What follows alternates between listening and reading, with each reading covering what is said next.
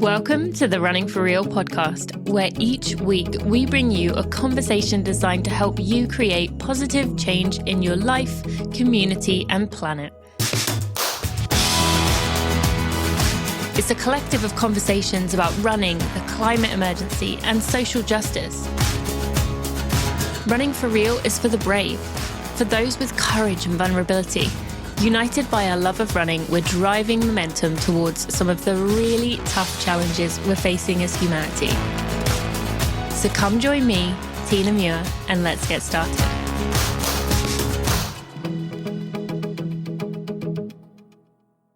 Hello, my friends. Welcome to episode 249 of the Running for Real podcast. Thank you for joining me today. I am excited that you are here.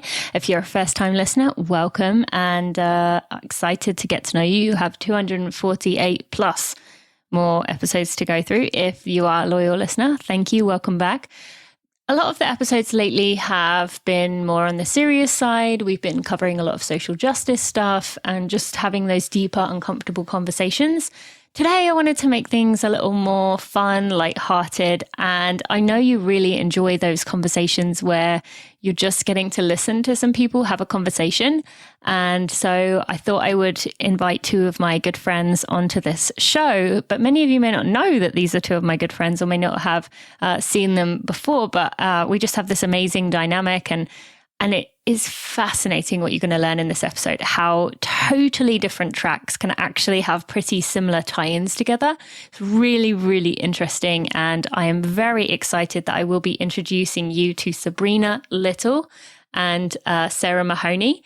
They are, two of my close friends. And I'm just looking forward to letting you get to know them, and just two wonderful people. Sabrina's name you may recognize from the ultra scene, and Sara is also a established trail runner in herself. So I'm just excited to introduce you to these two friends of mine. So we'll just take a moment to thank one of our sponsors. We'll be right to the episode with Sabrina Little and Sara Mahoney.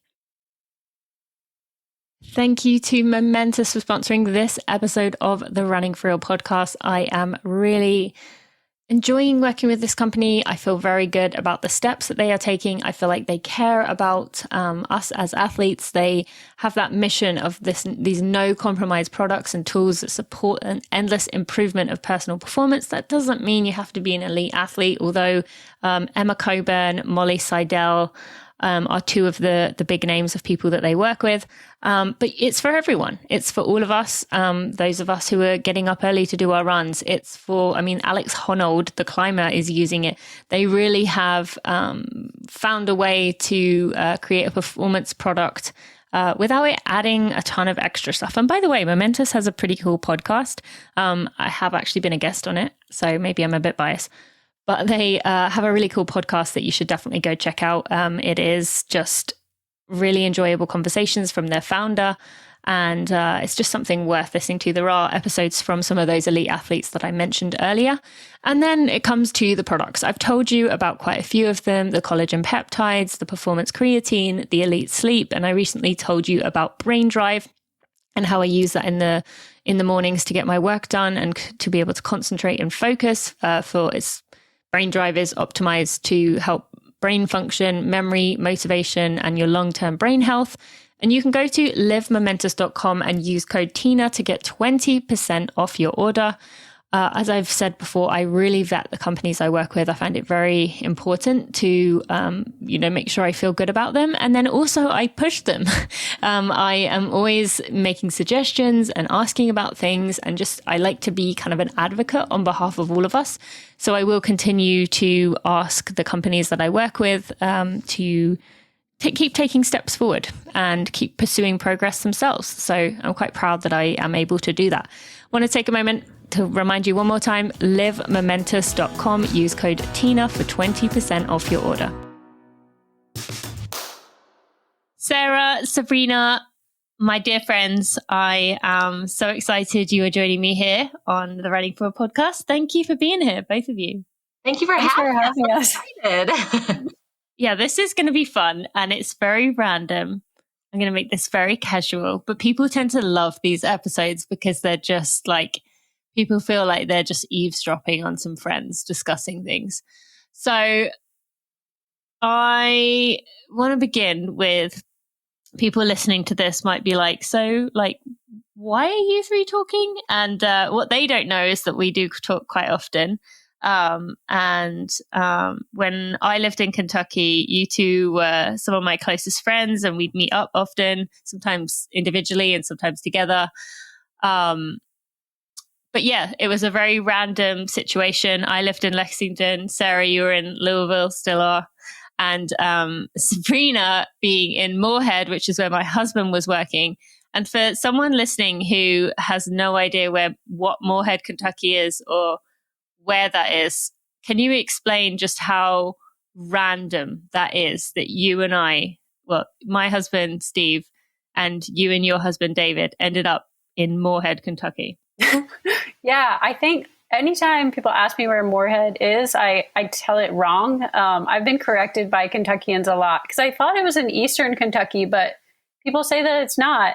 So it's about an hour away from West Virginia and then an hour from Lexington, but it's not a destination. Probably people, I don't know, anticipate where they're going to end up. But it's lovely. It's a trail town. And yeah, it's a good little university. Yeah, it was, it's just this tiny little place. And I hope I don't offend anyone here, but to me, it looks like a town that got forgotten. It's very like quiet and yeah, like trail town, beautiful, beautiful place, but it's not too much going on. And as part of the reason that I lived in Lexington was because I am more of a city girl. And I'd said to Steve, I can't live in a small town like this. Whereas you are much more of you appreciate the outdoors and appreciate things a bit more than I did. So you are living there, and Sarah in Louisville. So I was that nice like middle ground person to be there for, to be between the two of us. And Sarah, you are a professor. You also work with the track and cross country team. And I would love for you to talk about just a little bit for someone who hasn't heard of you, anything else you want to tell them about you, your running journey, or just so they can get to know you. Well, sure. So I teach exercise physiology. So that's what I'm a professor of. So I get to talk about running in the classroom a lot, which is really fun. And then my research actually is also related to running and ultra endurance performance. So I've done some research with nutrition and ultra endurance performance and how people find out information about nutrition. So that's been really fun too. And then, I started running in, 7th grade. Maybe I've been running a long time. And I ran in high school and then I ran in college. And I was a middle distance runner, but after college found trails and some ultras. And so I kind of do any of it and all of it. And I've been fortunate enough to be able to coach some people in the trail and ultra world as well. So I kind of have my hand in the track and cross country world as well as trail and ultra. Yeah, that's pretty cool. You don't really come across many people who are able to straddle that world so well, and you definitely have done it. And you mentioned there that you do you like to do research, and one of the things I love, for anyone listening, you should go find Sarah's Trail Running Professor. Mm-hmm. Is that your Instagram handle? She always puts these, basically breaks down these, they're peer reviewed, right? Mm-hmm. Peer reviewed journals into like layman's terms, into things that I can understand and other people can understand. And they're really interesting things. Like I remember you did, is CBD, is CBD effective? You've done like ice baths. Sabrina, do you remember any other ones she's done? You did like fasting, carbohydrates before races. Yeah, they're always super good. And you just do a great job of making big ideas accessible. That's really cool. Yeah. And on that note, so Sarah, can you tell us, are there any things that have stuck out in your mind that have been like big debates over the years. I mean, ice bath maybe comes to mind. I remember you doing one about shirts as well. Like, should you wear a shirt or not or something? Oh, yeah. Yeah, that was a funny one. So I saw someone tweeted about it, that their coach had told them that if it's cooler than 65 degrees, you should wear a shirt because you're wasting energy, like keeping your body warm. And I thought, I don't think that's true. So I went and looked up to see if there was any research on it. And so the article, that I posted was the only thing I could really find on the effects of like wearing a shirt and how does that affect sweat absorption and heat regulation, and did it really affect performance? And the good news is you can do whatever you want because it didn't have a significant effect on performance either way. So wear a shirt, don't wear a shirt, it's all good. Is that the case with a lot of the things you find, that they're very like middle of the road? Yeah, it's interesting. Like, I think with research, you want like a really clear cut answer, like this is always good or this always works. And I think what's hard is you really have to look at who did they really study and what did they actually measure? Because oftentimes the thing that we're really interested in is hard to measure. So a lot of like the physiology research that you read, especially if you're wondering, does this actually help my race performance? A lot of times the studies don't measure race performance. They're going to measure your VO2 max or your lactate threshold or your time to exhaustion. And the other thing too is a lot of times maybe they'll just study college age men, right? And so that may not apply to a lot of people. And so I think research can be super interesting, but it also can be super narrow in who you can apply the results to.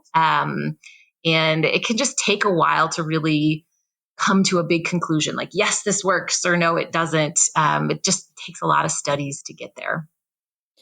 So 2 things there. One, does that mean that when we hear companies or just individuals claiming that like the science says that what we're doing is absolutely right, it's the best thing to do, that we should maybe take that with a bit more of a mound of salt? Yeah. So, I mean, I'll put a big, it depends with that, depends on what they're claiming and how much science backs something up. So, if some hypothetical company says they have a product that works, you would want to know who did the research, and how many studies confirmed that it works, and who did they test. So it's not that it's always the wrong thing to say, but it is something you would want to kind of ask some follow-up questions about. Okay, good. And then the second bit you said about testing on college-age men. Is that changing? I mean, I've covered this a few times on this show about the fact that because of, and correct me if I'm wrong here, and Sabrina, you may be able to, I don't know if you've read up on this, but a lot of the research is done on men because of women's menstruation cycles with the hormonal changes makes things too complicated. So women are often, not included in the study because it just messes things up, basically. Is that true? Kind of, yes. And it kind of depends on what you're studying. But that is a possibility that it can affect your outcome measures. Sometimes it just seems more convenient. And sometimes, if you have limited funding and you can only get a small sample size, people don't want to have to correct for the effect of gender. There are a lot of things where if you have a mixed gender sample and you run statistics on the men versus the women, you might see different effects, which is really important for us to know. But what it means is that you have to recruit more people for your study, and that's more expensive. And so sometimes part of it is funding, and sometimes it's controlling for menstrual cycle. Sometimes it's just convenience or tradition, which aren't good reasons, but that can also play a role too. Oh, interesting. Sabrina, I'm going to put you on the spot here. Is there anything you want to ask Sarah? About this or otherwise? Well, I guess, one question I just have about in general is how much of your day-to-day work is doing research and how much is teaching? Like, what's the balance there? Oh, yeah, that's a great question. So I teach at a teaching institution, meaning most of my work is centered around teaching. So I probably spend, I would say, like 3/4 of my time maybe in either teaching or teaching related things. And then I kind of sneak the research in as I can during the semester. And then my summer teaching is a lot lighter. So I only teach one class in the summer, and that's really when I have time to like catch up on things and get more research done over the summer. Good question, Sabrina. Okay, you can talk about what you do now. I mean, I think a lot of the listeners would have known of your running accomplishments.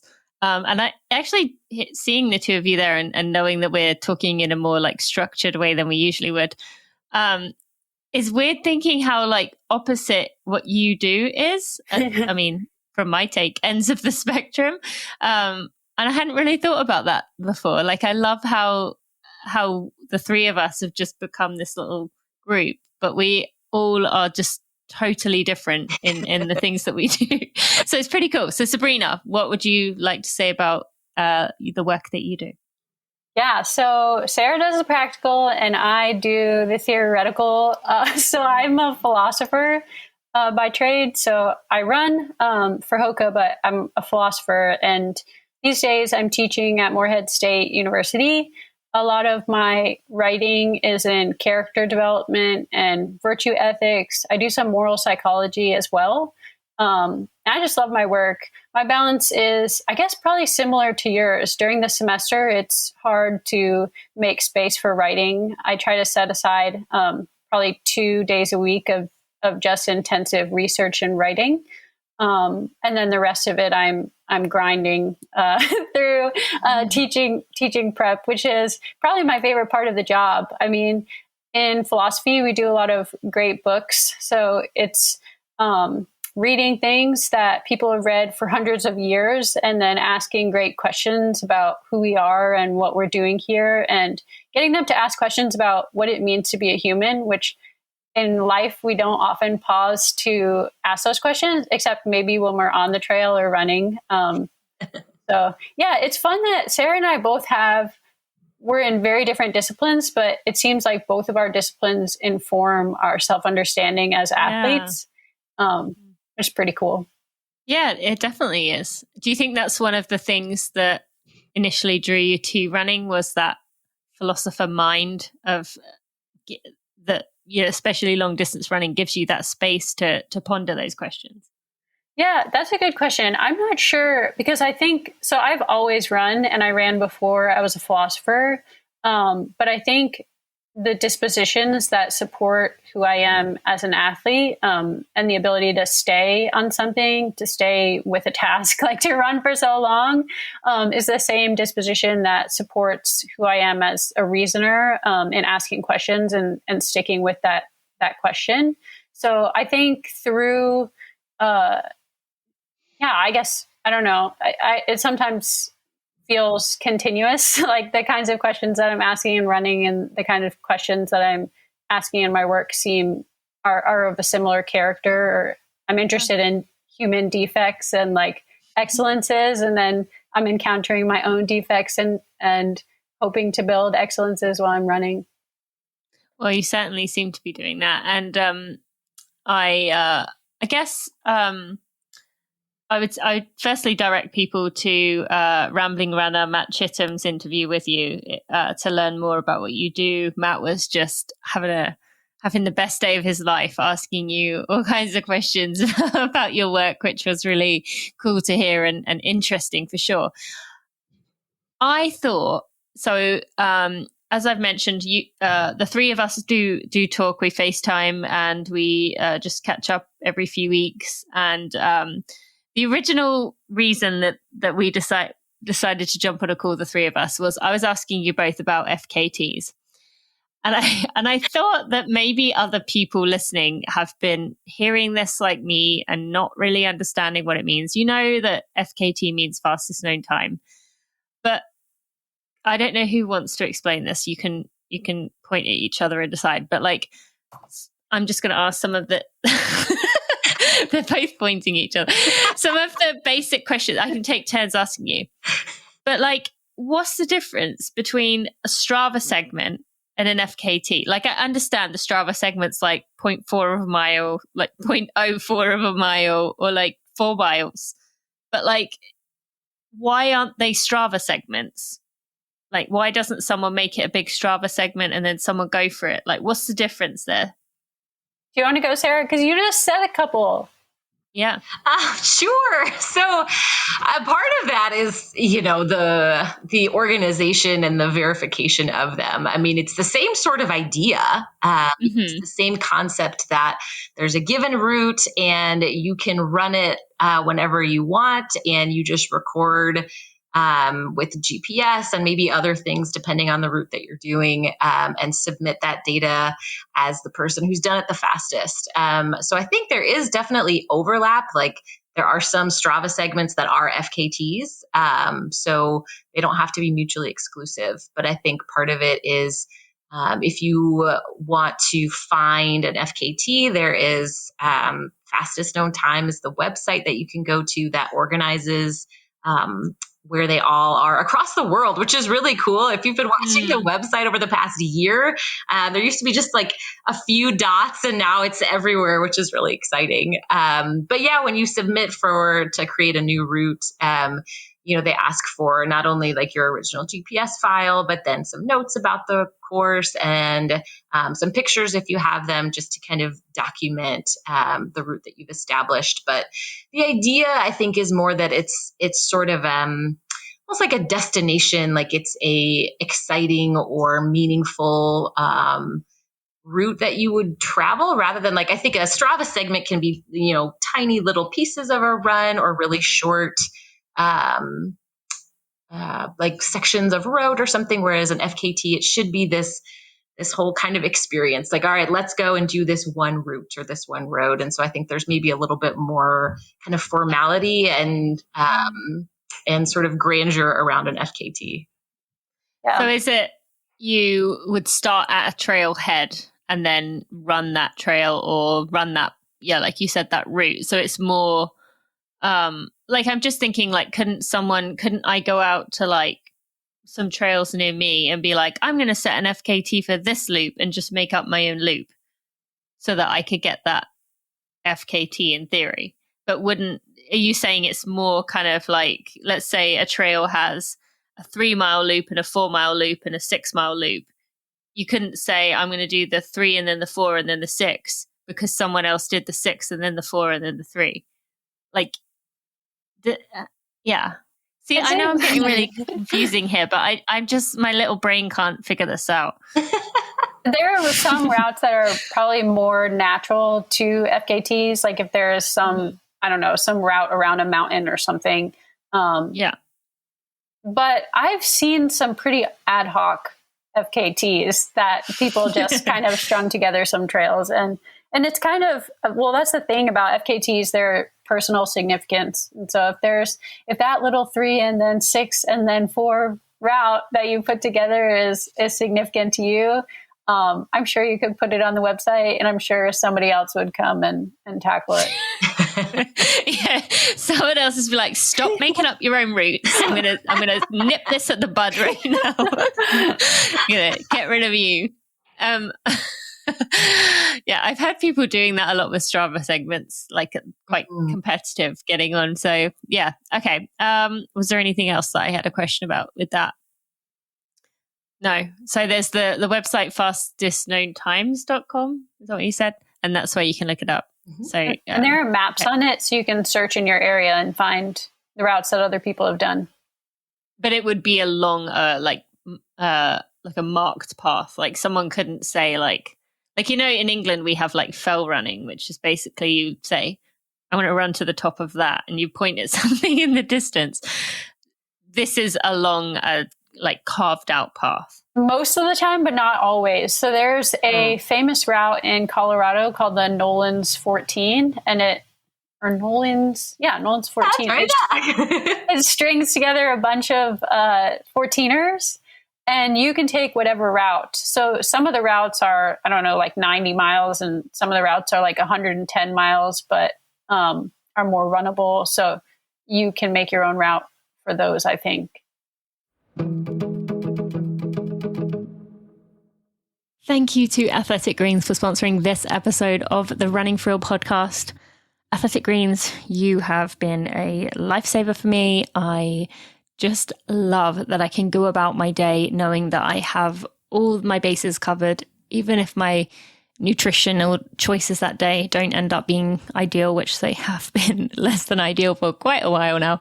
I know that I am getting everything I need, those adaptogens, the antioxidants, the prebiotics, the probiotics, and the superfood complex that help my body's nutritional need across the critical areas of health. So that's energy, immunity, digestion, and recovery. There's 75, yep, you heard that right, 75 vitamins, minerals, and whole food source ingredients.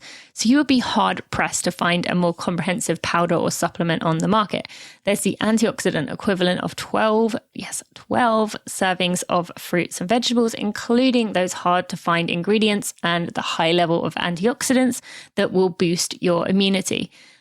If you want to feel good, if you are planning on doing some traveling, this is another good reason to have it. If you are a busy professional or you're a parent trying to wrangle kids and trying to have a business, or even just wrangle kids in general, we tend to not look after ourselves. I love that this is a powder that you can just mix into water, give it a shake, and then drink it up. And I'm just so thankful for this product. It really is a wonderful thing to have. It helps maintain healthy skin, healthy nails and hair. Those adaptogens are going to maintain your hormone levels and support your mood. I could go on and on about this. I'm really, really just appreciating Athletic Greens, particularly in the last year.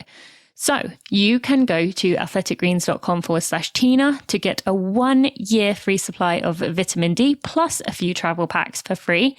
That's just a kind thing that they are doing. They are a very supportive company to all their customers. And I love hearing your support, that you are enjoying it too. So go to athleticgreens.com/Tina to go find out more. Well, thank you for enlightening me by educating me about this and some others. I hope I'm not alone here. People were like, I figured that out like 3 years ago. I didn't need someone to explain it. So talking about, Sarah, you've got some FKTs. Sabrina, we've never talked about it, but I'm assuming you have some. I've never done FKTs. Never attempted one. I've never done one. Never attempted. So you definitely have that on the radar. Definitely. You were going to race a 50 miler, had to pull out after you tweaked a tendon, picking up your daughter, Lucy. I just would love for the three of us, Sabrina obviously can go first here, to discuss about the process that you go through, especially as a professional runner, Sabrina, where you did something within your daily life, just part of life. This was going to be your first postpartum race. You had announced about it. Can you talk to us? Like, was that a tough thing to be like, oh man, like, I really was looking forward to this. I felt like I'd invested in it. Like I have a sponsors that are supporting me. Like, can you tell us about, just for anyone listening who thinks they get really bummed out when they can't race and they think, what is wrong with me? Why am I so sad about just a silly little run? Yes, it was extremely hard. And it was mostly hard because the injury was ambiguous. Like, I just felt like it was going to be resolved really quickly. And if I had wanted to, I could have forced it and maybe gotten through the 50 mile. But there was just a risk of it getting a lot worse. So I could feel it and I knew that something was not quite right, but I kept telling my husband, like, I wish this were something that were more severe so I could know for sure that this is the right decision, instead of having to make a prudential choice for my future. But yeah, it was really hard. And even just all day on the 24th, which was when the race was supposed to be, I just kept thinking, like, I would see the date and I would think, yes, it's race day. And then I wouldn't be at the race because I wasn't competing. So yeah, it was just a heartbreak in 1,000 pieces. I decided to go volunteer there. So at least I was in the company of other people who had made the same investment. and get to see them see their investment through. But yeah, it was a really hard day. I'm hoping that I can salvage some of the training. I also feel like, gosh, so I made it through so much technical training. I did a 10-week training cycle to get there, and it feels like the equivalent of making a beautiful banquet and then walking from the kitchen and dropping it on the floor before anyone gets to enjoy it. That's kind of what it felt like. So I was embarrassed to say, I mean, this was from picking up my daughter. So yeah, just a lot of feelings. It's still kind of raw. So I'm just 2 days out and still lamenting what was lost, but I'm hoping that I can salvage something and make something work after this. And as much as it sucks and it is annoying for you, I have to say that you and I both did luck out in some ways with, not that the pandemic was in any way a good thing, but at least there wasn't all that racing going on while we were pregnant and postpartum to be like, because that's really hard when everyone's racing and you're just looking down and you're like, oh, I've not even had this baby, and then I'm going to take a long time to get back. Yes. So, yes, I know that sucks. And yeah, in some ways it's even tougher because you put in, as you said, you've done all this work, all this time, and then you're almost there. And I really admire the fact that you volunteered.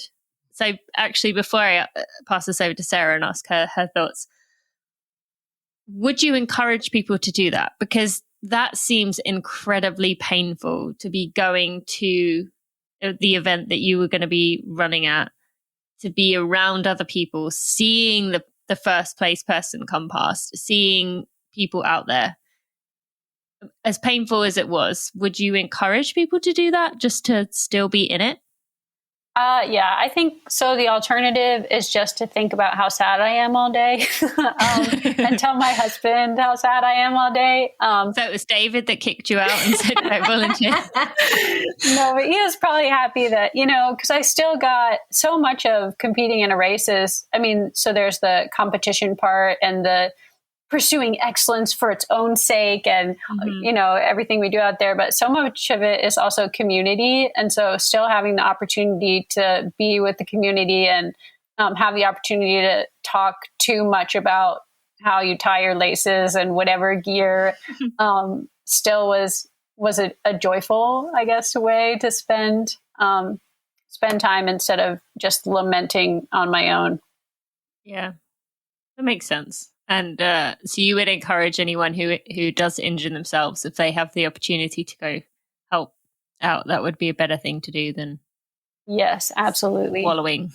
Yes. Okay, great. Sarah, have you had any experiences like this that you have had to work through, and anything you would add? Oh gosh, yes. Well, what? You're not perfectly never been injured? Oh, that's hilarious. I mean, all the time. But yeah, before I answer that, let me offer you a little encouragement, Sabrina. Like, all that work that you did is not gone. Like, you, even just purely physiologically, like, that didn't disappear. It's not gone. Like, all the adaptations that you went through in that training cycle, you get to carry those with you into your next training cycle. And so, yeah, you didn't get to race, and that is heartbreaking, but it's also not wasted time. That is, see, this is why everyone needs a scientist friend. I know, that was perfect, Sarah. Yeah. Really good advice. And I bet all the people listening are like crying now, like, thank you, me too. Anyone who needed that message. Yeah. But yeah, I think I have definitely had to pull out of a lot of races for injury. And, to anyone listening, I am not a professional runner. And so, kind of coming from that perspective, I've had some races that I trained really hard for and that I was really excited for. And, even if it's not your profession and whether or not you're going to win, you still invest that time and you're still really excited for it. And it's something that, regardless of whether or not it matters to anyone else, it matters to you. And so, I think you still get to be heartbroken. And then I think maybe the nice thing for me in this kind of stage of my life is that I'm not running in college anymore. No one else is depending on how I perform. And so for the races that I've had to pull out of, I think I was disappointed, but sort of felt like, okay, well, there's always another one, and so doing the kind of racing that I do, like there's always another race. And so, you just kind of view it as like money in the bank, and I'm just going to, go forward from here. And, but it's okay to be sad about it too, because it sucks when you've prepared for something and you're so excited and then you don't. Mm-hmm. For sure. I think everyone listening would have experienced that at some point. Sarah, actually, on the note of racing, I would love for you to tell the listeners about the fact that a lot of the races that you do, the trail races, are short trail races. And so I think it's good to explain that, because I think people assume that everyone is Sabrina who runs 700 miles in a day. But that there are opportunities to do, if you don't want to be like an ultra marathoner, that you can do some short races but still be in the trails. Yeah, I hope that they continue to have more and more short races, because those are my favorite. I love the shorter trail races. And actually, the saddest one I had to pull out of for an injury was I was going to race I think it was USATF trail half marathon championships in Wisconsin. And I was so excited, and I trained forever for that one. And then I got injured and I couldn't go, which was super sad. But there's a lot of I think what's really common are like kind of half marathon to 25K distance. And a lot of times, if there's a big race that puts on like a 50 miler or a 50K, they'll also have a shorter distance. And those are my jam. So if there's like a big important race with these huge miles and a 25K, I'm like, yes, that one's for me. Give me the 25K, or like a trail distance. 10K. That's super awesome. Yeah, you don't see those too often. Okay, so from both of you, I'd love your perspective before we move on to a different topic. With injuries in the trail, are most of your injuries like rolling your ankle, falling over, something to do with a wrong step? Or are most things still that overtraining or overdid it somewhere? Either. Maybe Sarah, you're nodding. Yeah. Most of my injuries are still overuse injuries. So I feel like I need to like knock on wood when I say this, but like I almost never fall on the trails, which I'm not a super coordinated person. So I don't maybe just have really bendy ankles. But I definitely get all the overuse things. So I've had stress fractures. I've had Achilles tendonitis, IT bands. It's all kind of just the normal runner overuse stuff. Huh. Interesting. And Sabrina? Actually, probably wipeouts, to be honest. I mean, I had a stress fracture in 2016, but that's the only injury I've had maybe like in 15 years otherwise. But I was just thinking about that time. All three of us are running together on the trails. And I was telling Tina, like, oh, trail running is wonderful. Like, you should definitely join us. And then I ate it. Like, I hit something with my foot and went flying. And while I was flying through the air, my body is like flying across the ground. I'm saying, I'm so glad it was me, because I didn't want it to be Tina when we were just doing our soft introduction to trails. I was like so pleased it was me. But yes, I definitely wipe out a lot. If you're not paying attention, then you can clip your toe really easily. And then oftentimes technical trails if they have leaves over rocks, little things like that, you might have some wipeouts, but it's usually not that bad, just kind of some guts. Yeah. Would you say that's across the board, that a lot of the professional trail athletes, it is falling and damaging something that when it takes them out? I don't know. It usually seems like overuse in most cases. I mean, you hear about some doozies with people falling. Yeah, like hitting their head on the floor and stuff. Right. But I think we're like any other kind of runner. You can push too far or just push further than what you can absorb. Mm-hmm. That leads in nicely, actually, to one of the other things I thought we could talk about. So, Sabrina, you write for is it a monthly column? Yes. What I ran for, and you wrote an article about mental toughness. I would love for you to sum up what that was about, and then we can talk about it, because so often all we hear people saying, and I've been guilty of saying this too, is like, you need to build your mental toughness, mental toughness, mental toughness, but that's not necessarily the best thing for us. Why? Yeah, so I wrote about toughness a couple months ago, and I was critiquing a specific kind of toughness. Oftentimes we hear these phrases like no pain, no gain, or pain is weakness leaving the body. And it's indifferent, I guess, to the kinds of pain that we're talking about. And so if we're talking about injury, then no pain, no gain is just imprudent, and it's poor stewardship of your body. If we're talking about pain in the way that people often describe discomfort, then that's a kind of edifying pain. But I guess it takes a bit of prudence or experience to know the difference. So yes, it's great to be uncomfortable, but it's not okay to treat your body poorly. That's poor stewardship. So the issue with things like saying no pain, no gain, I think there are two problems there. One is there seems to be a bravado or a kind of pride around suffering, and it's not hospitable to other people. So if you are not a runner and you're looking into a sport where people say these phrases, it's just not something that seems appealing or is accessible to people.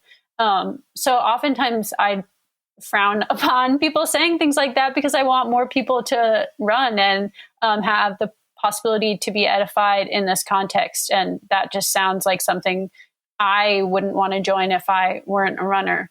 And then the second thing is just worrying about long-term repercussions on your physical constitution of always being in a state of pushing through discomfort. So I cited the ancient Greeks. Plato and Aristotle often talk about just worries about ways in which we incorporate athletics in our lives. So they talk about how athletics is a really fantastic means of character education. Like you can discipline your emotions, become better at, just like having control over your emotions and acting in terms of reason. It can make you more disciplined so that you're teachable in other areas of your life. However, it can be pushed too far. And so they talk about the exhausting of your emotional constitution that can happen through pushing yourself too far in sports. So that's something I raise just as a worry, because if there's one critique that's probably well placed toward ultra runners, it's that oftentimes we push things a little bit too far. And sometimes that's great because it's a means of discovering what your limits actually are. But if you're consistently pushing them, then I worry about, what that's doing to you long term and how it's shaping your character. Mm-hmm. I find this topic fascinating because, there's so much of you said that bravado of our society that is like, you got to dig deep. And like, I think back about a few years ago and I was so aggressive about everything, like had to be falling to the ground after each workout and it was all this like aggressive and like, gotta dig. And now I look back on that and I'm just like, I want to like give myself a hug and be like, it's okay. You don't have to take everything so seriously. And be, as you said, it's okay to do it on occasion for like an experience where you're finding your limits, but you don't have to do it 3 times a week, every week. So I just find that really interesting. Sarah, what's your take there? Yeah, no, I agree. I think, especially when we talk about like running and ultra running, and I have like different language for it, but of the same concept, like I think, a big part of it is identity and, what kind of person am I? And I think a lot of times we look to something like running to answer that question. Like, what kind of person am I? Am I a tough person or am I a weak person? And when you ask the question that way, which I think some of us do, then the only answer is I have to keep going always. And if I stop, then I'm weak. And so I must push because that's what a tough person does. I think there's some kind of maybe famous voices in ultra running that are like always, never quit, always go, and you can't ever stop. And I think a lot of that is you're trying to prove to yourself that you're good enough, and so instead of using running as celebration or this great edifying experience that Sabrina talks about, it's more like a test. Like, okay, am I going to be a tough person today? Like, am I going to be good enough today? And I think that kind of toughness is what can be really destructive because instead of something that's growing you, it's something that's testing you, and it's this thing you can keep failing at. And I think that can be really harmful. Thank you to Picky Bars for sponsoring this episode of the Running for Real podcast. I've told you a few weeks ago how excited I actually was to be working alongside Picky Bars. It was a dream come true. A company I've loved from the beginning, loved their products. I don't think there's anything that I have not liked. Other than, I will admit one thing. I tried the oatmeal to do it as not overnight notes, but I tried to do it as a muesli, and that wasn't my favorite. But it's not supposed to be muesli, it's supposed to be oatmeal, so that was my own fault. But I wanted to tell you, you can go to pickybars.com/Tina to go check out some of my favorite items. You can also get 20% off there, and you can get up to 30% if you join the Picky Club, which means you get free auto deliveries, first access, exclusive perks. It's a subscription service. And then if you use code TINA, you will also get an additional 20% off. So you can build your own box of whatever bars, granola, oatmeal, pancakes, drizzle that you like. You can also see some of my favorites. And actually, while we're on that note, some of my favorites are the PB&J granola, our fudge nuts, and chai and catch me, as in chai and catch me. They've all got really fun names. And drizzle. I eat that by the spoonful and on everything. So those are some of my favorites. You can go to Picky Bars, that's PICKYBARS.com/Tina to get that 20% off, and also to go check out some of my favorites. Thank you so much to Picky Bars.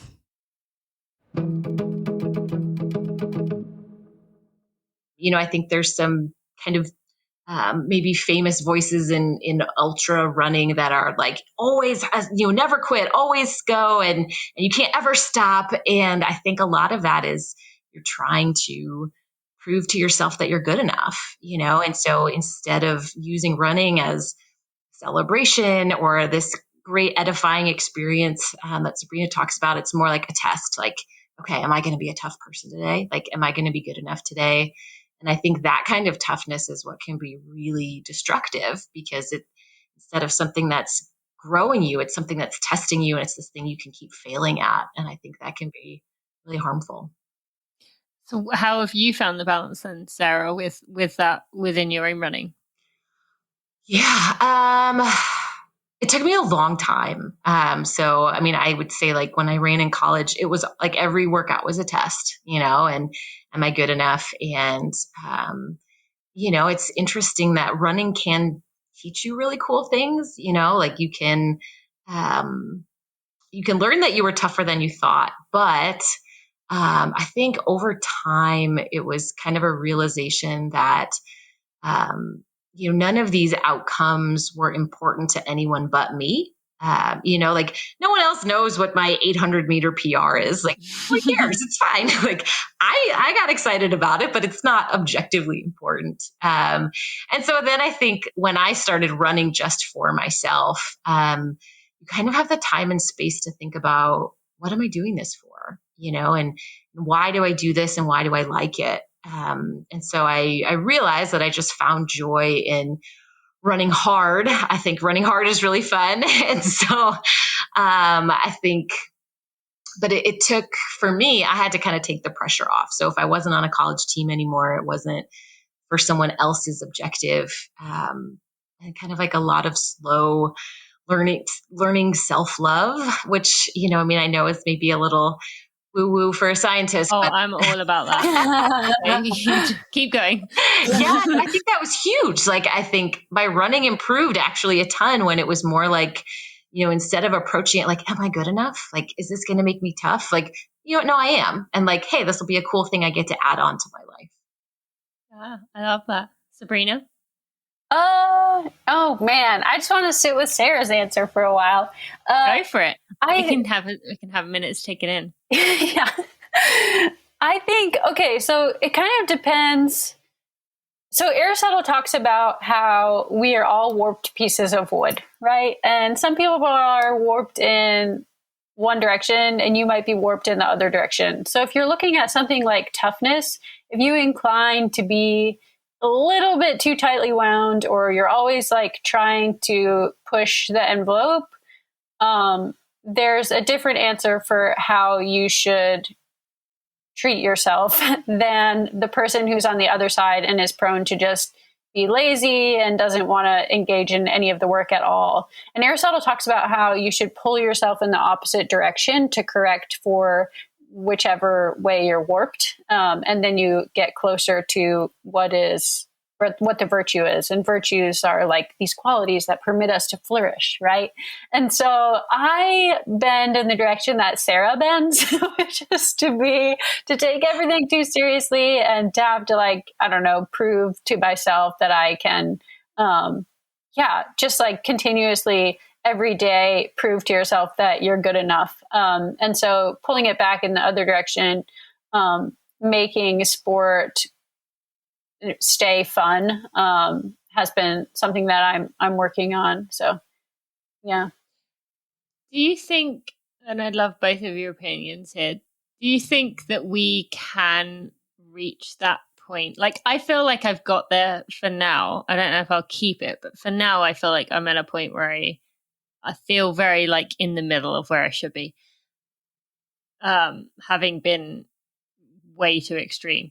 Do you think you can reach a point of, like you said, finding joy along the run, not taking everything so seriously, but also not being, not doing it at all without, can you jump there? Or do you think it's something that you have to have a certain amount of years of running and go through the various stages before you can get to a point where you feel comfortable enough in who you are, your self-worth, to be able to reach that point? I often think about this. If someone told you, or even if, when people say you could go back in time, could we even learn it if we were told? Or is it something you have to go through yourself to, because we all struggle with that self-worth, that like, am I good enough thing? So Sarah, any thoughts? Yeah, I mean, I think I do have a lot of thoughts. Yeah, I think self-love is definitely a journey. And like, I think part of that is like, you have to kind of come to self-acceptance first, and then you can get to self-love. And I don't think that's something we ever like achieve perfectly. I think it's one of those things that we have good days and bad days. And over time, as we keep working on it, we move the needle closer to self-love. But I don't think there's anyone who perfectly loves themselves. Like, I have never met that person. And I think with running, I had a therapist tell me this once. She said, 2 things can be true at the same time. And we were actually talking about running. And so I think with running, it's like it can be this beautiful, helpful, healthy thing. And it can also be destructive, and so I think for everyone's journey, you start somewhere on that continuum, or, kind of holding both of those things. And then you slowly move towards more self-acceptance and self-love if you work towards it, So I think the length of that journey would be really different for everybody. Maybe it comes a lot easier to some people and more challenging for others. So true. Sabrina? Well, so I don't know. I've just been thinking about my own relationship with running, and then the times when it has significantly changed. And both times when it significantly changed were first when I married my husband, and then second when I had my daughter. And in both cases, there was kind of a reordering of loves. So something became more important than running.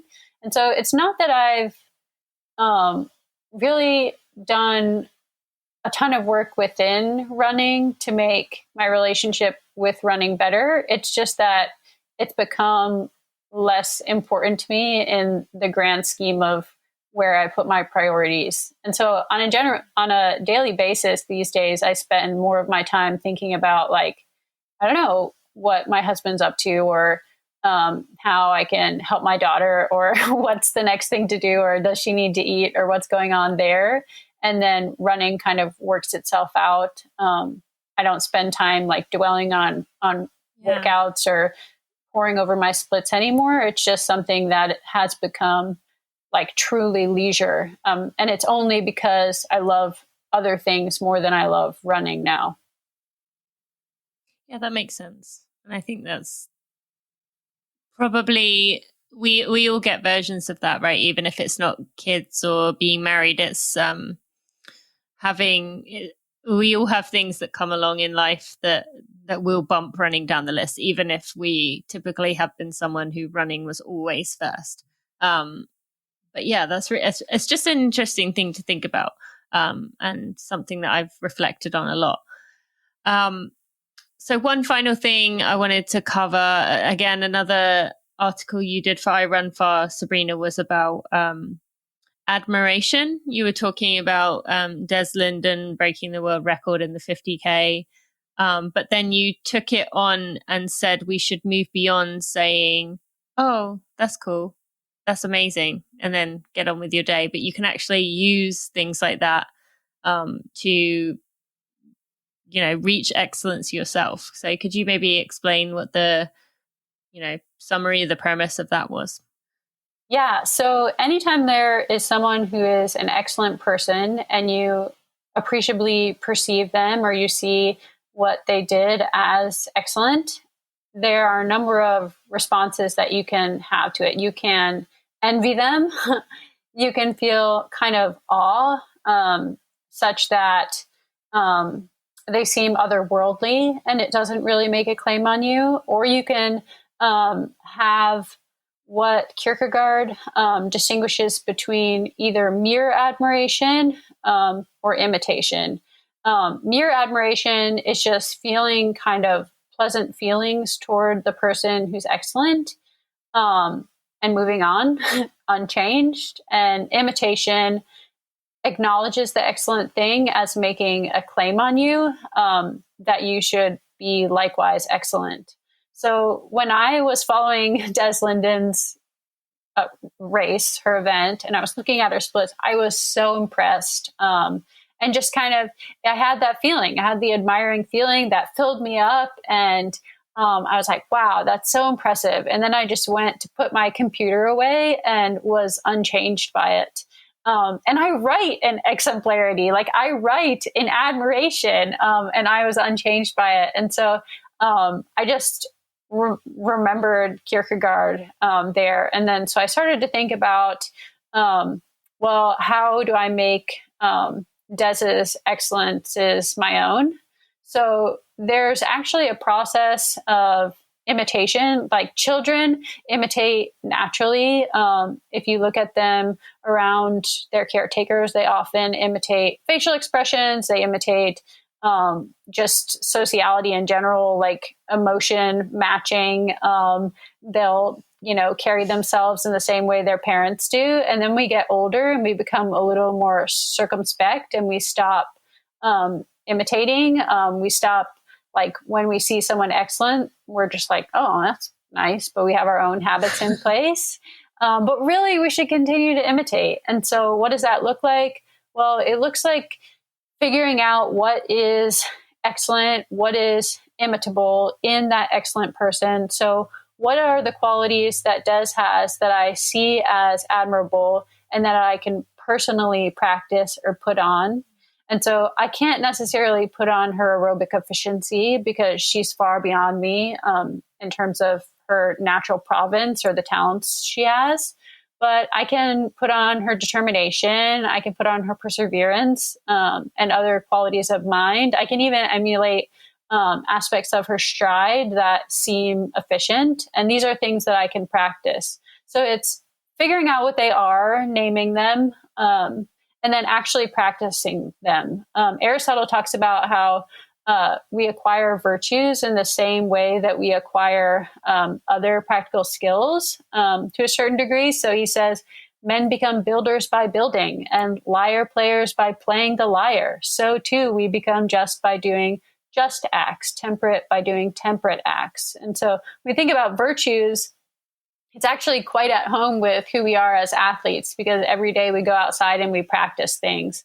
And we should be practicing like these internal qualities, these habits of mind as well, because those are what we're admiring in the other person, what we're admiring in Des. So name the things and then come up with a plan, and you got to practice it.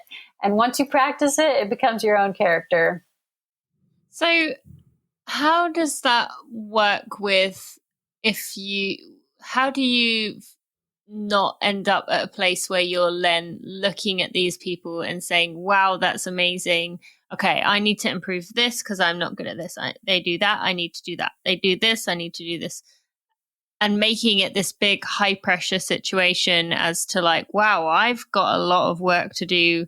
I am not good enough again. Look at how amazing. How does that not, like, is there a chance of it turning into this comparison then? So you can do that, right? But that would be envy instead of admiration. And so admiration is awesome. It's a really awesome emotion if you think about it, because it sees someone as excellent in a given way and looks on them in kind of like glowing terms. You see the other person's qualities, like you see what like a beautiful or choice-worthy or excellent life is, and that carries with it a kind of motivation to do likewise. And so when I look at Des's perseverance, for example, like that seems desirable to me. And so I think about persevering and I'm practicing it with that same sort of appreciation of the quality that I saw in her. So if it becomes like a negative thing, like, well, I've perceived a lack in myself, like perceiving a lack in yourself shouldn't be a negative thing.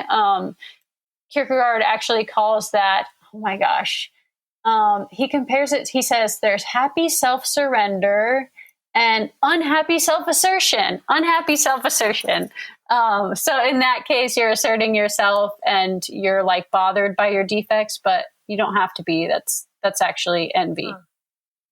Yeah, right.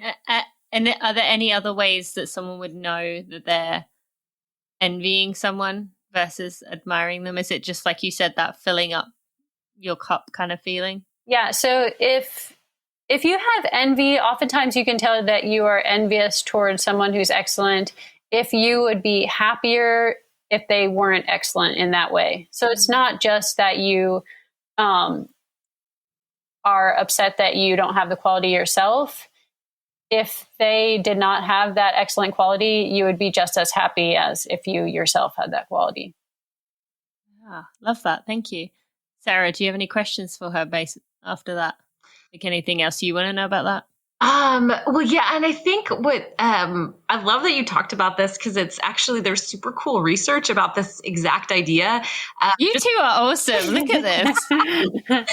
Like, again, just using different words, but the concept of self-efficacy. So the idea, your belief in your ability to complete a task, and self-efficacy is really associated with performance. So if you believe that you can do something, that improves the chances that you'll be able to do it. And so like around world records and stuff, you know, people talk about, well, it takes a long time to cross that barrier. And then once that barrier's crossed, like more people cross it. And part of that is this idea of self-efficacy. And The cool thing about one of the ways you can increase your own self-efficacy is to watch someone else do the thing you want to be able to do.